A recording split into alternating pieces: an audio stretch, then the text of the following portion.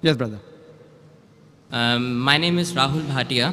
I'm an engineer by profession. I have a question that has been in my mind for quite a while now. The Noble Quran says, let there be no compulsion in religion. That's point number one.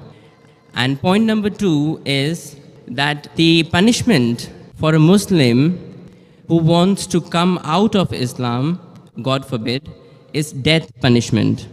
According to me, this signifies a virtual compulsion in the mind that this is the punishment which will be given to me, so hence I cannot do it. And this kind of, I just need some clarification. I'm sure there is a clarification on this point. That's a very good question. He hasn't given the reference. First, he quoted the verse of the Quran from Surah Baqarah, chapter number 2, verse number 256, which says, La ikraha fid deen, there is no compulsion in religion. And that is part of the deen, that you cannot force anyone, you cannot compel anyone with the point of the sword or the point of the gun. His next question is that if any Muslim leaves his religion and becomes a non-Muslim, becomes an apostate, then the penalty is death. So isn't this a sort of compulsion? Before I give the answer, I would like to mention that every country has its own law, its rules and regulation. And most of the countries, one of the highest punishments is for treason. For example, if a person is working in the army and if he leaks the important thing of the country, all the vital points and the information to the enemy, it is called as treason.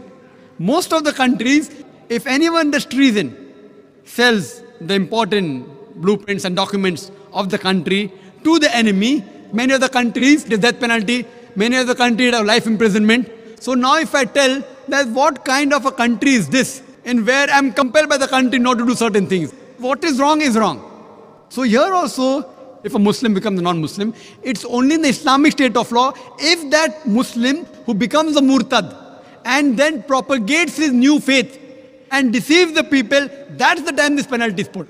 For example, if in a school, if I appoint a teacher, mathematics teacher, she is teaching 2 plus 2 is equal to 4. Then tomorrow she teaches 2 plus 2 is equal to 5. So, but naturally I won't keep her in my school. The same way, the punishment for such a murtad in Islamic state, it is death. This will not be called as compulsion. It will be a person who has strayed away from the truth to the falsehood. But as far as making anyone accept Islam, no Muslim can force any non-Muslim to accept Islam at the point of the sword or at the point of the gun. What we have to do is we have to convey the message. If you like it, you accept it. If you don't like it, no problem. Our job is to convey the message. It's mentioned in the Quran, Surah Ghashiyah, chapter number 88, فَذَكِّرْ نَمَّا أَنْتَ مُذَكِّرْ. Our job is to deliver the message. We have to deliver the message in the best way, with hikmah and with husna, with most beautiful preaching.